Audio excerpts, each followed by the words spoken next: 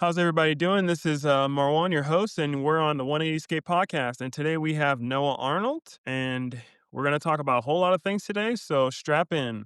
Noah, why don't you give me your full name? Give everyone your full name because we might not know you. What's up, man? Thank you for having me on here. Appreciate the time. My full name is Noah Arnold. Okay, no Noah Arnold the third or anything else like that. None of that. No, my middle name is Daniel, Noah Daniel Arnold. Yeah, not a whole lot of I was named after my dad's grandpa was named Noah, but the biblical Noah had a lot to do with it. So that's how it works. Okay, then that sounds perfect. So why don't you break it down for us and let us know what was little Noah like? How was your childhood? I had a great childhood. I mean, growing up on 20 acres, we had we built forts, we shot BB guns, we climbed trees, we just got dirty. Played a lot of basketball outside. We were just kids that played outside, and what we would give to have those days back, right? I mean, those were times Yeah. that, we miss those days. A lot of kids these days don't know how to play outside, but man, when I was young,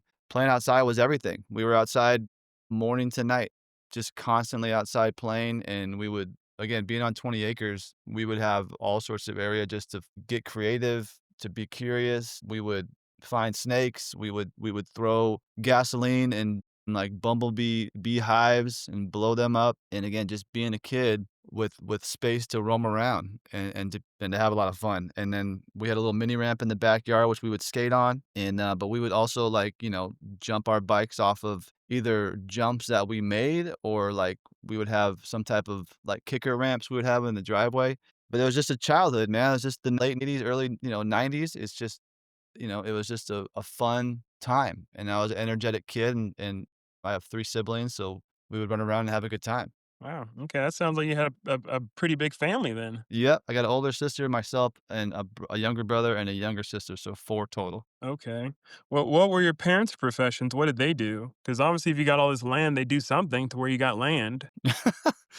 My dad graduated, from chiropractic school, and he owned his practice as a chiropractor, for years, 30, 40 years.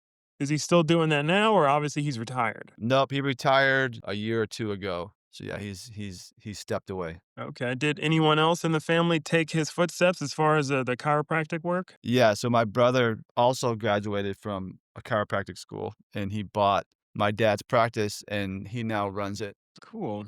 Okay. That'll do it. So tell us a little bit about your journey as far as like, so in your household, I can assume that your parents followed the Lord. So you guys went to church, you did all the stuff. Yeah, we were definitely a believing household. We didn't have much of a church growing up, just small town. We didn't have a church, very inconsistent. Never had a youth group, never had FCA, never had Young Life, none of that. And so it was a Christian household. I grew up listening to like, if you remember or are familiar with Adventures in Odyssey, you know what I'm saying? Like McGee and Me were movies we used to watch as kids, but we weren't allowed to watch a lot of TV as kids. We weren't allowed to watch, we didn't really listen to a lot of music, or we just played, right? It was just we just played outside. And then when we were inside, we did like model cars and we would color and be creative. It just was just ways to kind of, learn and use our brains, if that makes sense. No, that makes perfect sense. Like, that's a good thing. Like I used to do model cars myself. Did you ever do any model like planes or boats or anything like that, or just cars? No, just cars. I can still smell that glue. I can still smell the glue of doing model cars. I really enjoyed it. Again, we listened to a lot of music in the background. My parents would play like Amy Grant, Michael W. Smith, like some of those classic, Christian artists. Again, it was a Christian home. Just we didn't have the the town didn't provide a consistent church. There was never enough kids for a youth group, so we were kind of just a family on our own journey. Gotcha, gotcha. Hmm. Well, that'll do it. That'll do it.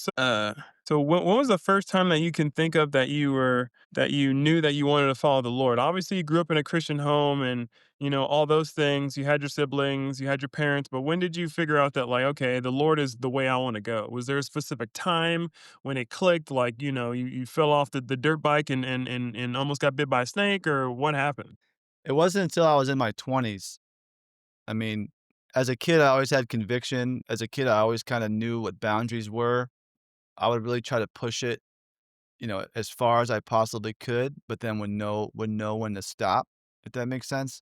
I was very curious on, what these rebellious or like shiny objects would be when it comes to what the world offers as a kid. So as I got older, I got a little less, disciplined with those boundaries. But um, it wasn't until I was about 23, and we can, I'll get into that later on in the story. But um, like I said before, we didn't have a church or a youth group growing up. We had summer camp, so my parents would throw us in summer camp every summer, and that's where I fell in love with being around like-minded Christian kids and counselors that I looked up to, and I would hear these messages, and it was just that foundation of me wanting to follow Jesus. Okay.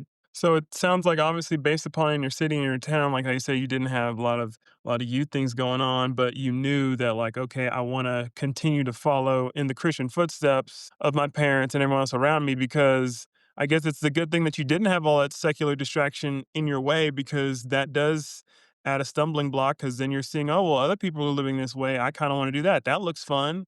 And when you take that out of the picture, you kind of are able to like, make better decisions. Yeah, and as a kid, you don't really process all that. Like I said, it was a great childhood growing up building forts and playing outside, but as I got older, you feel alone, you feel like you're the only Christian.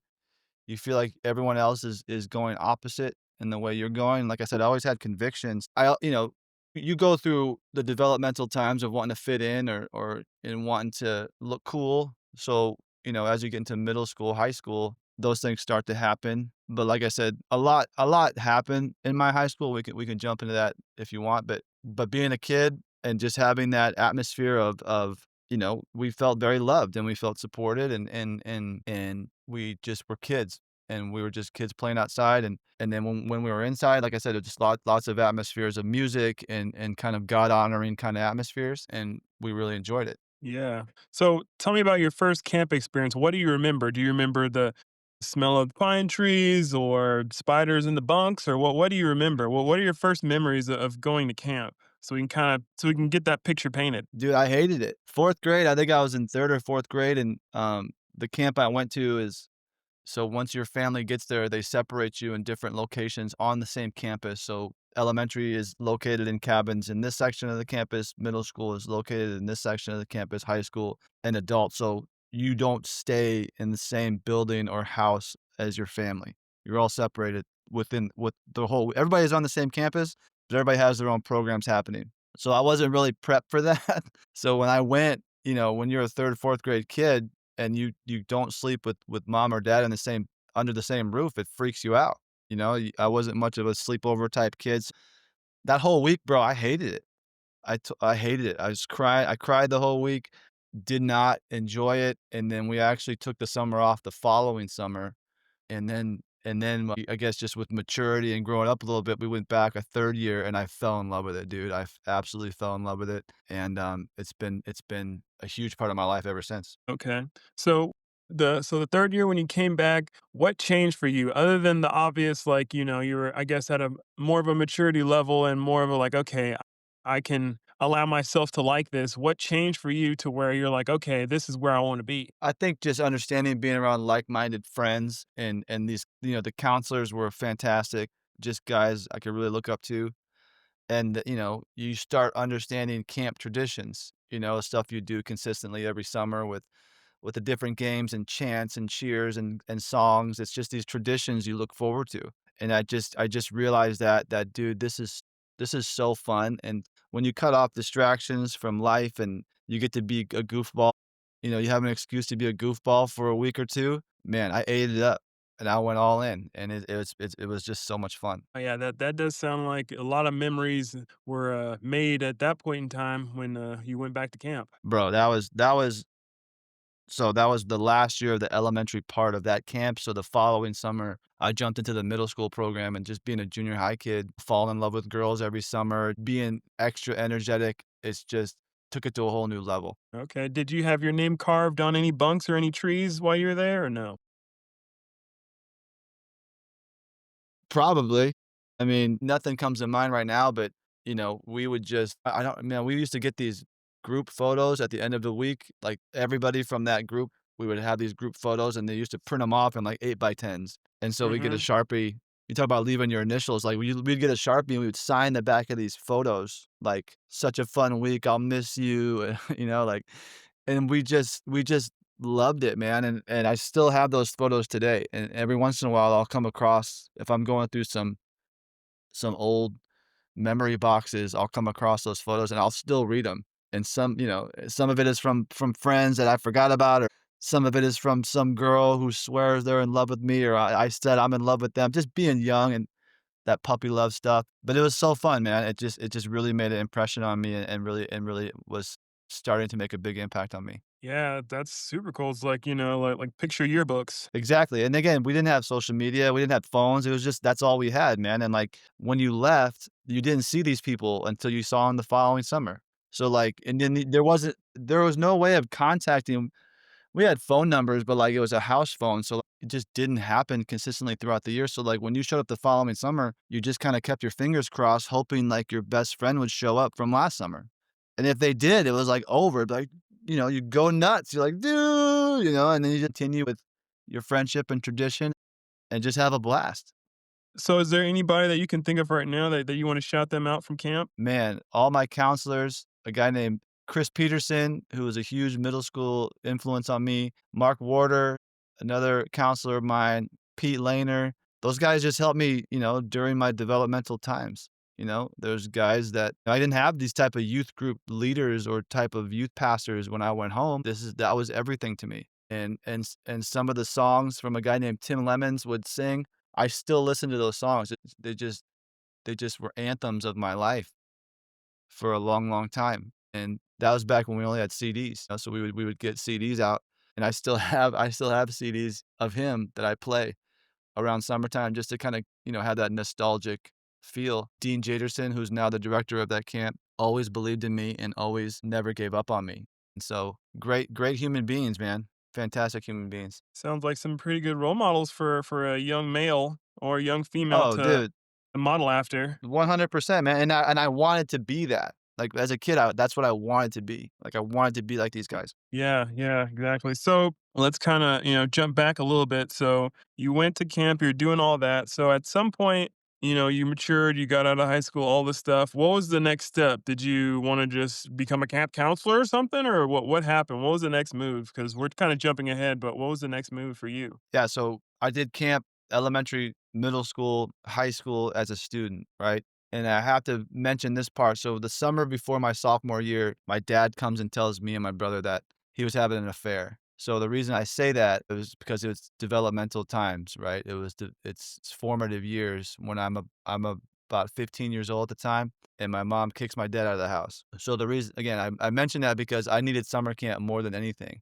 I didn't have a church or a youth pastor to talk to or like young life leaders or coach like Christian coaches. I was a big basketball, baseball guy too. So when I would go to summer camp, I was all in times 1,000. It was just that those different emotions trying to navigate different developmental times just with what's going on back home. So when you talk about going to college, it was a lot of developmental stuff. So I was starting to get a little more into what the world offered because life really threw us a curveball.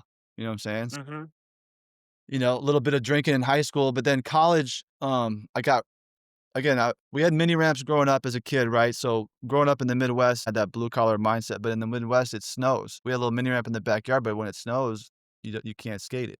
So we didn't have indoor skate parks. Again, I wasn't allowed to watch a lot of TV, so like we didn't know what was out there. So after high school, I was a big basketball, baseball guy. Really enjoyed playing. Didn't have the greatest experiences with the team sport world, which is what pushed me into the action sport worlds. When I finished high school, I didn't have a whole lot of options. I didn't really know where to go. I didn't know what college really was. And my mom said, "Why don't you go to this little Bible school in Colorado?" And I was like, "Sweet, I'll just snowboard the whole time." That was my thought process because I was transitioning to action sports, just getting more and more involved with that.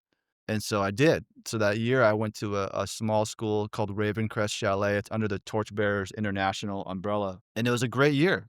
And I showed up on September 12th, 2001 as my first day of school. September of 2001, we all know 9/11. So in 2001, September 12th is my first day of school. we all remember where we were and what we were doing at the time. I was in Boulder, Colorado at the time, and then started Estes Park. So what was next? Did I want to be a camp counselor? I really didn't know what I wanted to be. I just wanted to snowboard. I didn't have a lot of direction on what college was, what that meant. Again, my parents are going through their stuff. They're trying to figure it out. And me and my siblings, we were kind of just left to kind of figure it out on our own.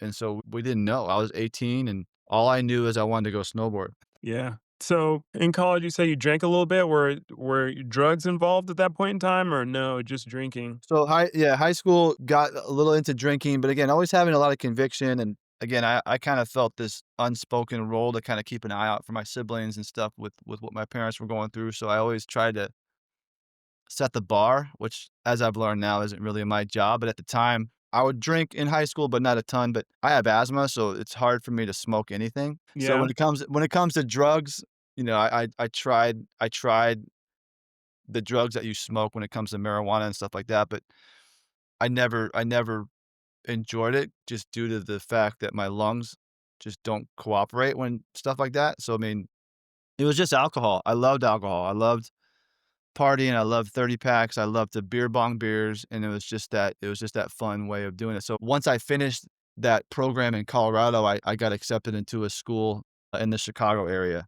And that's where it all went downhill. Okay. So what made it go downhill? So no snowboarding. Is that what happened? That what made it go downhill? Yeah, snowboarding, again, that program was a one-year program. I loved it. I'm still friends and connect with that program and that school even to this day. That was back in '02. But coming back, I didn't really have options. I didn't really think about what was next. Again, I didn't have a lot of guidance to what college was. I just knew it was school after high school. My older sister went to this school in Chicago, and so I thought, "Cool, I guess I'll apply there." And then, I applied, and I actually got baptized in Colorado when I was 19, but I didn't know what it really meant. I just did it because it was just one of those things you check the box, you know? But it was actually the start of some of the worst years of my life. Okay. So what happened? So, I mean, once we got to school, remember, I was a basketball guy growing up, so when I got there, the coach said, "Hey, do you wanna play basketball here?" And they offered me some scholarship money, and I was like, "Well, yeah, that'd be cool. Scholarship money and be on the basketball team." So, the reason I say that is because you get really close with all those teammates, right? You just Uh, become really good friends, and then I was just kinda over a lot of the Christianese, like, stuff and the legalism and do this, don't do that. I was over it, and so someone finally showed me, and I finally realized what a fake ID was. So once mm-hmm. I found that out, it was over, dude. And I grew up listening to a lot of hip hop and R&B as a kid, so, like, everything I heard on those songs, I was like, "Bro, I wanna go to the bars. I wanna go to the clubs. I wanna go dance with these girls. Like, this is what I wanna do." So I found out what a fake ID was, and it just started.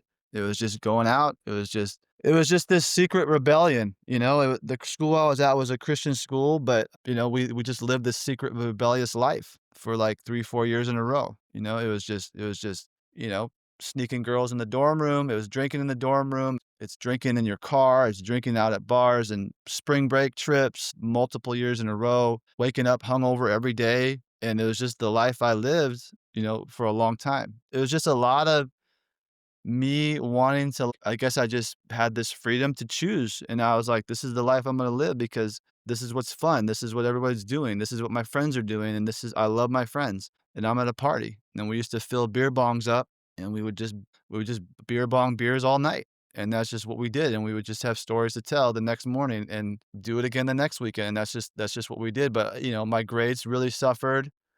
My Again, I always had conviction. I always knew deep down what I was doing was wrong, but I didn't care. Again, just developmental times trying to figure it out. I didn't have a whole lot of, like, people to call, you know what I'm saying? Like, when it comes to, like, a youth pastor or something like that and help me process things. It's just me being young and me being stupid and eventually getting to a lot of dead ends and emptiness. Yeah, I think that's also it was a point in time when, you were able to, like as a child, you didn't have the secular influence at that level. But then once you're able to be like this happens to most of us, once we get to that point to where we don't have mom and dad's supervision and we can kind of do whatever we want, we're gonna do the most.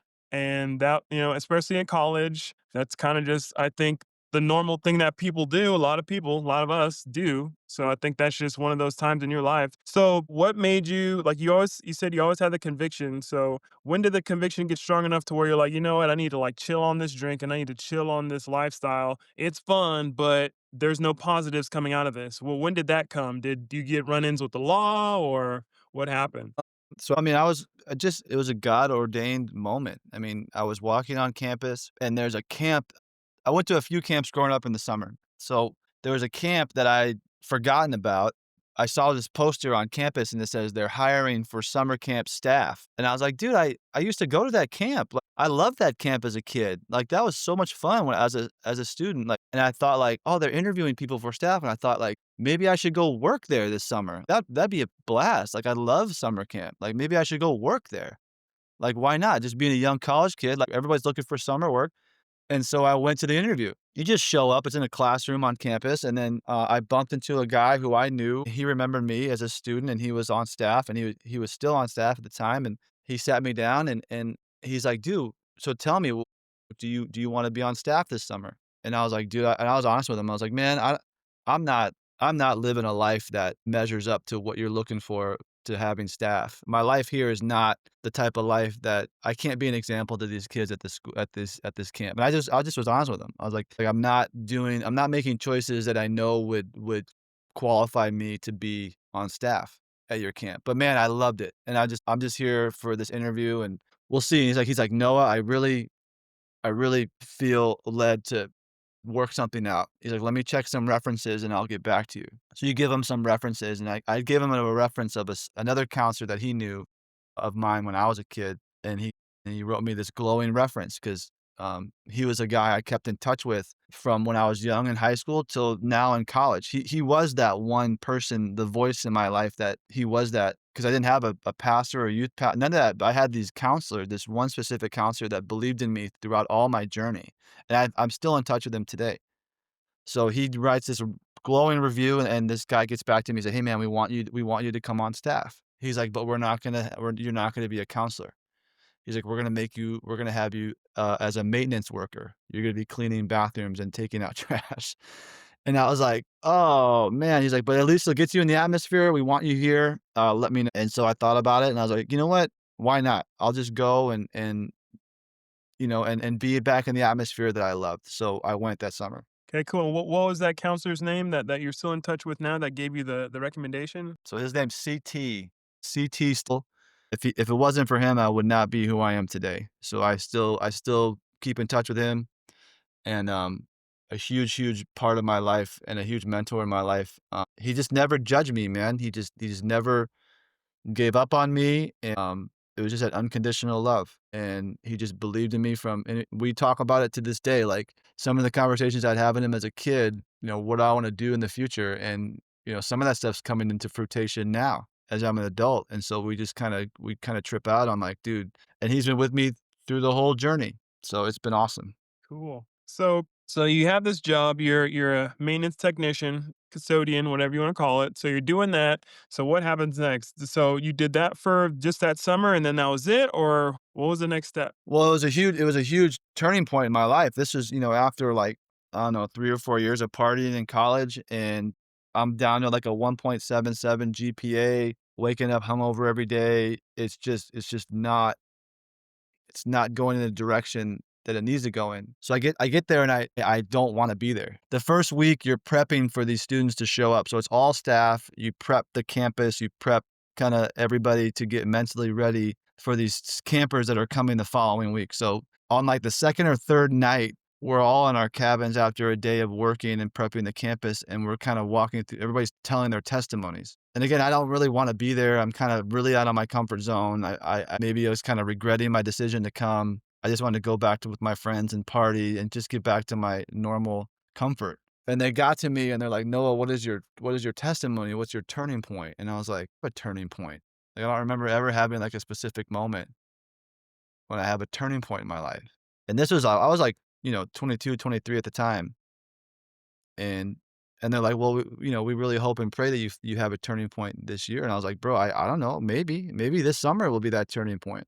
And so a couple like, maybe that following night, they had this speaker speak to all the staff, and it was like this late night session, and so when you kinda think of an atmosphere of, like, everybody's just worshiping and everyone's just having the presence of God is super thick, and the speaker, who I don't remember who was speaking, was challenging all of us to surrender to God. And I remember I laid on this, it was this gymnastic floor. I laid on this floor and I looked up and I said, God, I'm tired of being hungover every day. I'm tired of living this life of rebellion. Like, I surrender. And that changed my life, dude. That changed my life. Like, that whole rest of that time at camp, I was just on fire. I picked up the Bible, I read through the book of John, I couldn't stop reading, and my life had changed. It completely changed, like, I had an encounter with Jesus, like, I had an encounter with the Father, and it changed my life. I don't know how to explain it. Like, I felt this joy, I felt this just this comfort and peace of knowing I'd been forgiven. And I knew that you grow up with this stuff, but like you don't really know what you're doing, or you just kind of check the boxes. As again, I got baptized at 19, but that was the start of some of the worst years of my life. I just these boxes of things that you check, and then when I fully submitted and surrendered to God, it changed my life. Wow. Wow. Okay. So once you've had this transformation and everything else, you leave camp, and then what do? Do you go back to being on the team, or what happens? What was the next step? So I go back to school and all my friends make fun of me. And keep in mind, these are Christian friends and they all make fun of me. And they were relentless. It's just this relentless, you're a Christian now, oh, you're serious now. And again, these are Christian friends on a Christian campus. And to this day, and I got other friends who are doing ministry, and we all agree Christian friends can be some of the most ruthless, hurtful people in our lives because they want to belittle you to get you back to the person that they could control, or they don't get stuff going on in their life and they don't want to deal with it. The reason I say that is because that whole year I'm sharing how much God's changed my life, and there was a clear change in who I was. Like, I'm not drinking anymore, I'm not partying anymore. I want to be accountable to myself and to others, so I get involved with I started to become like a volunteer youth leader at a local church. I started volunteering with Young Life and just starting to like get into the rhythm of things of just trying to make wiser and smart and healthier choices. And it was just this transformation, like this 180 transformation. I didn't like to commit to women. I like to have my options. I always like to be the player type. So, but when I God transformed my mind and my body and soul, like, I went back and I thought, "Man, I really want a girlfriend. Like, I really want to commit to a girl." I just wanted to have, like, a long-term relationship. And so that stuff I processed, and before I get to the next thing, but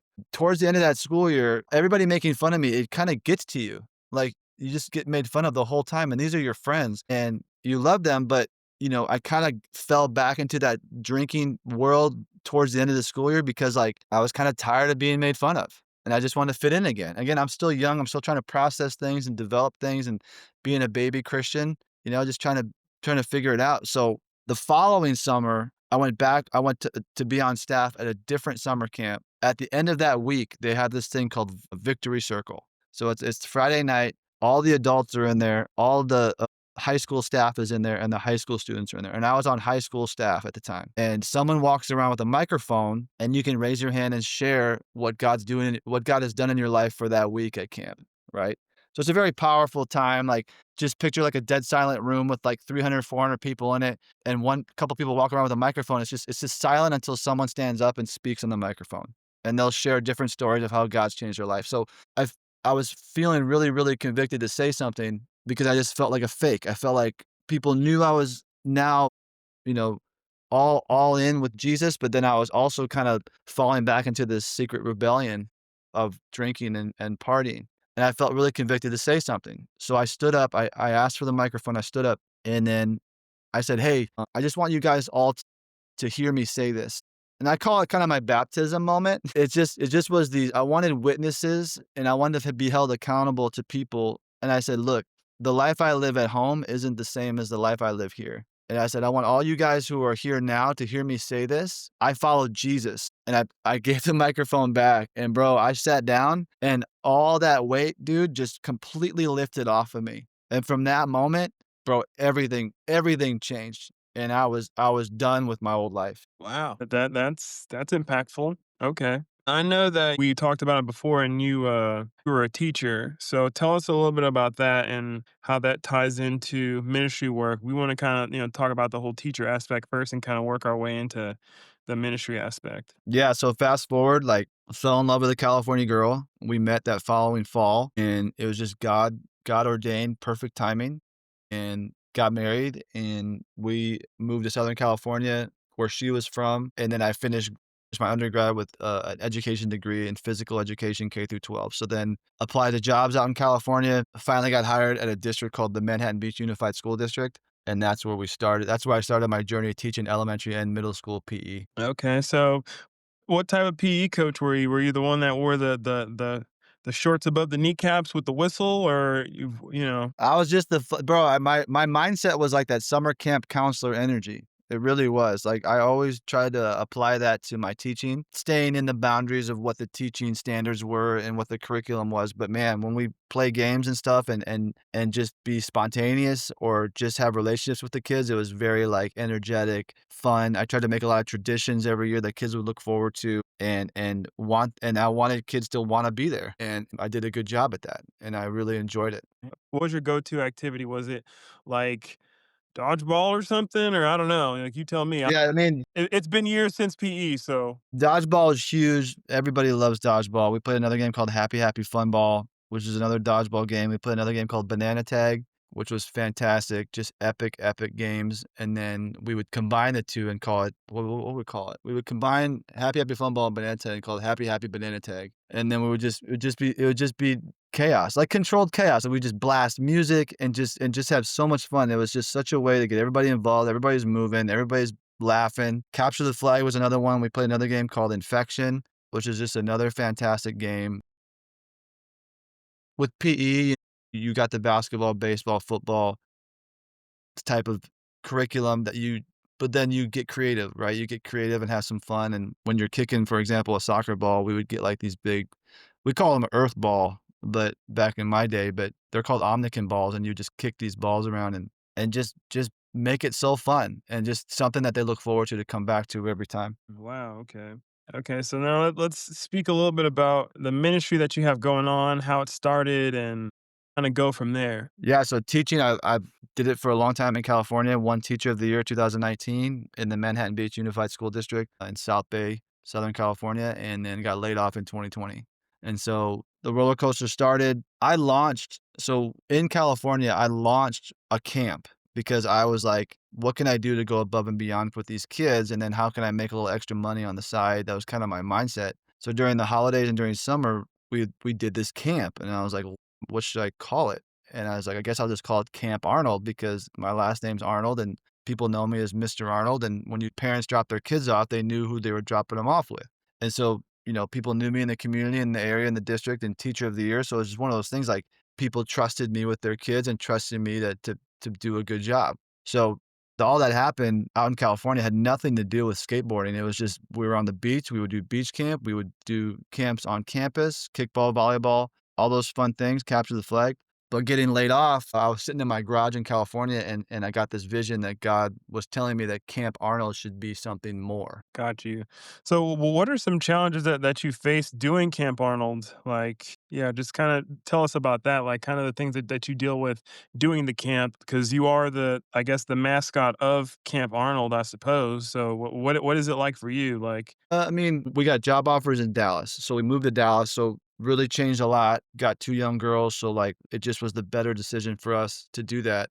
We didn't think we'd ever leave California. It just happened. But the challenge is coming to Dallas was just reintroducing it to everybody. People didn't know me. People didn't know who I was. Like that reputation in that community. No one knew Mr. Arnold. Nobody knew who I was. No parents cared. Like kids didn't understand it. And so I did my grad work at Azusa Pacific, and I got certified in adapted PE, which is doing special ed, and so I did some special ed out here in Texas the first couple years, but Camp Arnold was becoming an outreach. So I felt led to go to skate parks and start sharing good news. And so that's what I felt led to do because I was sick of this all talk, no action world, and I wanted to put my faith into action. And we all remember 2020, like 2020 was just this all talk, no action atmosphere. And so we moved here in 2021. I was ready to go out and share the good news, and I got a heart for those skate kids. And so that's what I started doing. I started making stickers and T-shirts, and I was like, "What am I going to call this?" And I guess I'll just call it. I guess I'm going to launch this skate church, and I'll call it the Camp Arnold Skate Church. Wow, okay, that's amazing. So, while doing Camp Arnold, have you been able to see? Obviously, I'm sure you have, but seeing the Lord work in kids and in the ministry as a whole. Like, can you tell us any stories with that? Oh, bro, like, we've been doing Camp Arnold Skate Church now for 3 years. When I first started doing it, it was just me going after school to the skate park, sharing about what I'm doing, and then eventually I said, "Look, we're gonna start a skate church, will you come?" And so eventually kids were like, "Yeah, we'll come." And so we sat down, we had 12 kids. So then over the course of time, we're getting up to 25, 30 kids coming per week. And I was never getting a lot of traction in my career here in Texas. And I never knew why, because I love teaching. I never knew what was going on. Things just weren't clicking and I wasn't connecting with the people I work with. I wasn't connecting with, just how I love kids and I would connect with the kids, but just not the same. And I think over time, I realized God was conditioning me to step away. So, man, just the growth and the consistency and just the love and the relief that we see in kids' eyes when we show up. And I think some people paint it as like they think if we go to a skate park and share Jesus, they're gonna get a knife out and then like hold us down and put a knife to our throat and say, "Don't bring that Jesus stuff here, man." It's like, bro, the relief that we see in these kids' eyes of us showing up and just saying that we care, it's that unconditional love. Like, again, I had camp counselors that believed in me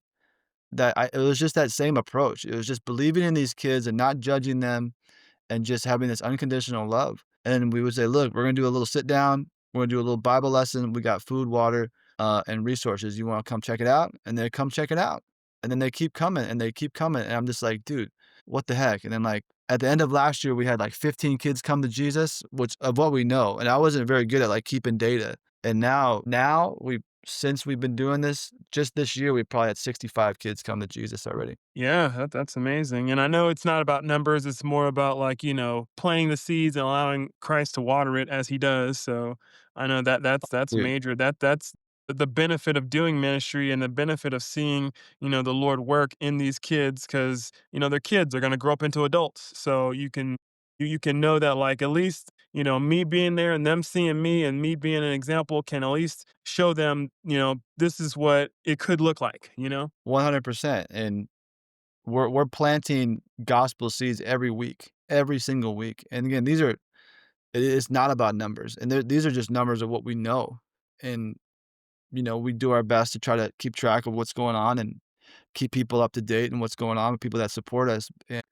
But man, the harvest is so ripe. It's riper than it's ever been. And me and the guys I do this with, we're still blown away how we bring the fire every week with the message and we don't water it down, but they're locked in, dude. They're locked in for 20, 30 minutes. They're not checking their phones, like they're not leaving. And we always tell them like, look, no one's forced to be here. Like we hope you guys understand that. Like we're not forcing you to be here. You can just so they have that freedom. But man, they're locked in and they're seeking and they're searching. Yeah, and that's what you wanna see, because, like you said, like, some people, they might feel like they're locked in, like they can't leave or whatever else, but, like, you telling them, like, "You know what?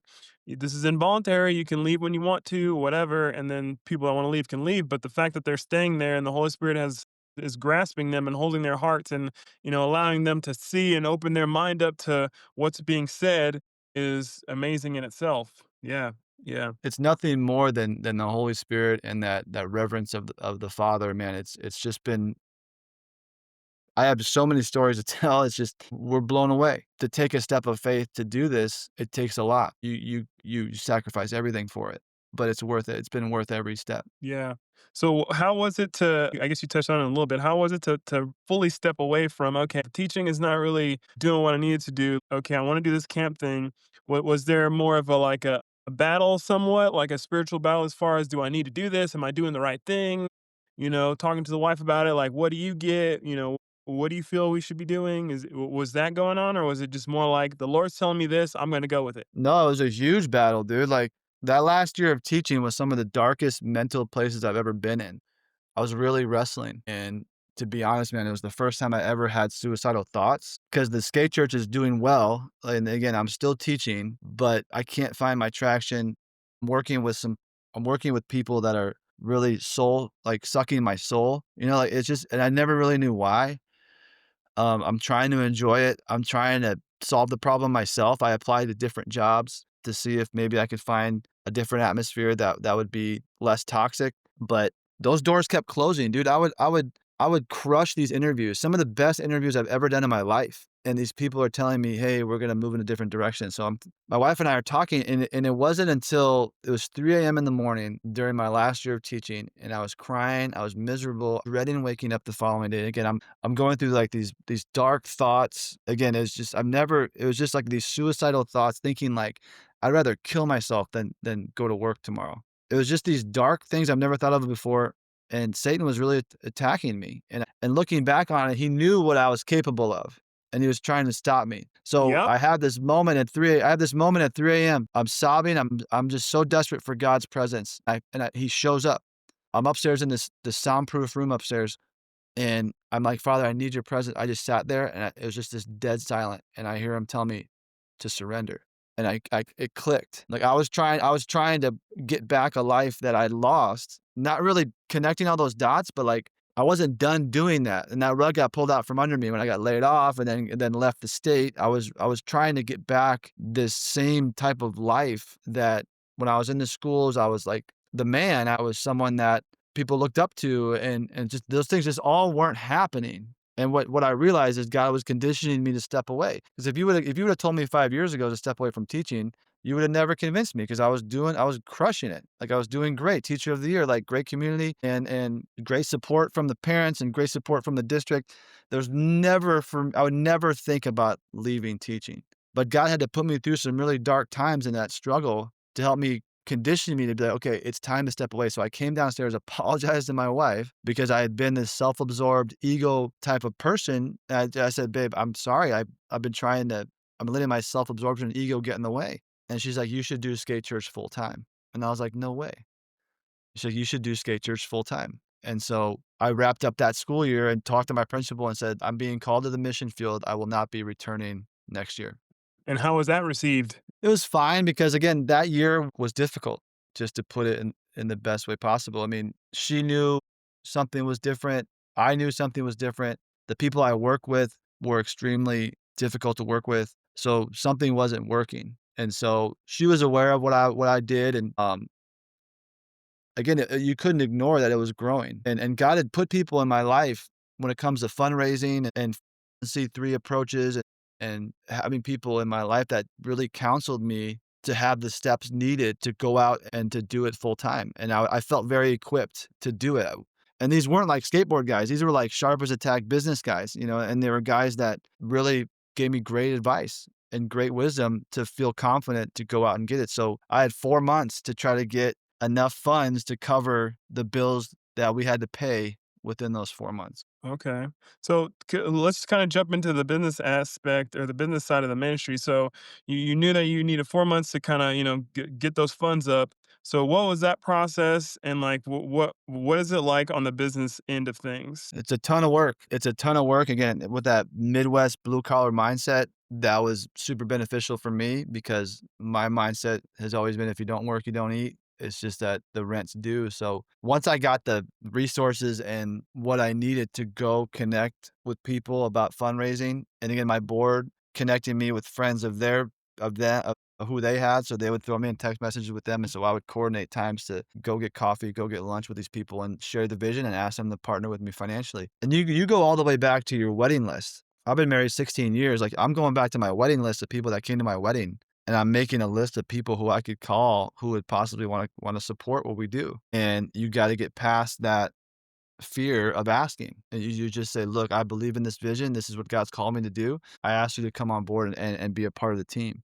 And so that was huge in those first couple months. I just had that blue collar hard work ethic approaching it. Behind the scenes on the business side, it's a lot of work to stay on top of the paperwork, the bookkeeping, the taxes, all that stuff. Like, and again, God put people in my life that helped me with all that. And that's what I try to share with people. Like, man, if it's a calling, go for it because God's gonna show up and put people in your life who you can ask these questions to and you can help process. And so it started with my board and then it started with like my bookkeeper, my accountant, all these different people that would ask these questions. And then people in my life that were giving me counsel to go out and get these funds. And so you just kind of make a list and you have a goal and you're you're just trusting that you're gonna get the funds needed to cover your bills. Yeah, yeah. So for those out there that might be wanting to go the 501c3 route, can you give anybody any small little pointers as far as what to do? We know you know you need to get like committee and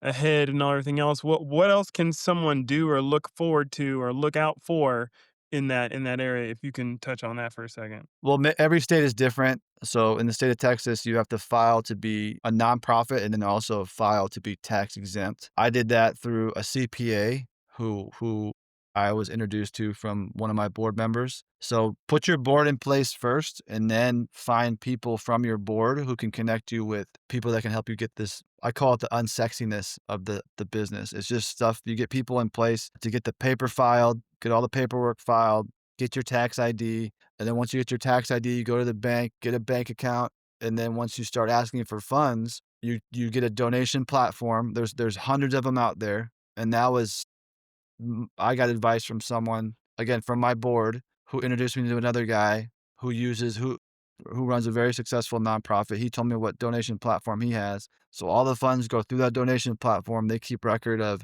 names, addresses, when they give, how often they give. So when it comes to tax season, it's all there. And then another guy encouraged me to hire a payroll service, a Christian payroll service. So then all the funds go to the donation platform, goes into the bank account, and then the payroll service will pay me, and they take care of the taxes and all that stuff on that side. And then it pays me once a month. So I get a budget approved by the board, and it's my job to make sure that money's in the bank account to go out and share the vision and continue the fundraising because fundraising is nonstop. You just constantly fundraise. And then Mhm. once you get all that stuff in place, it's just it's all things that it only came into place because God ordained it. It was just this it's just lined it up. It wasn't like these people came into my life. Like, I didn't have to really go look for them, you know? And when we have this calling, obviously we're like, "Yeah, I'll that sounds good. I'll go full time to go skate and share Jesus," but there's so much more behind it that it's super overwhelming and unknown, but God shows up and brings people into your life that I never expected to meet. And they answered questions I didn't even know to ask. And it's just been a smooth transition really from stepping away from teaching into what we're doing full time now with the business of Camp Arnold. And it's been a good journey so far. Wow, okay. Well, what's next for Camp Arnold? Are you working on a skate or not skate, but a surf school or something, or what's next? Man, so we started with 1 chapter, we got 3 chapters now. We're at skate parks Tuesday, Thursday, Friday. We just graduated we did a discipleship course over the summer. We just graduated 10, we call them outreach ambassadors or skate park shepherds. So we've equipped leaders to go out and share the good news with the skate park culture, and then once we're ready, we'll launch more chapters and just be in obedience to wherever God leads. When it comes to surfing, dude, I'm about to meet with someone today about a possible surf church. And man, I would love to expand into different action sports world, surf, wake, snowboard, whatever. And same vision, same approach, and just love these kids, share Jesus, and just shred. Yeah, God's doing major things there, and obviously you're a willing vessel, so that also helps. So, question I have for you: so, what do you do to relax? Because obviously you're getting pulled all over the place. You know, husband, all the stuff. So, what do you do to relax other than not relax? Well, ministry is 24/7. It's nonstop, and when you do find time to mentally take a break, I really enjoy movies with my family. We love to get cozy and just watch a movie. I enjoy fishing. We have a couple of fishing spots within walking distance of my house. I really enjoy that. Travel. I mean, if we do have the time and money, my wife and I will try to go out and just enjoy time together and do that. But man, a lot of it is just being home and the holidays are coming up. So we're looking forward to like getting cozy with holiday scents and movies and just really enjoying family together. Yeah. Okay. So, what's Noah's favorite food? I'm a big peanut butter guy. So it's hard for me to say no to anything that has peanut butter in it, whether it's a sandwich or ice cream or man, peanut butter has always been my go-to or a smoothie.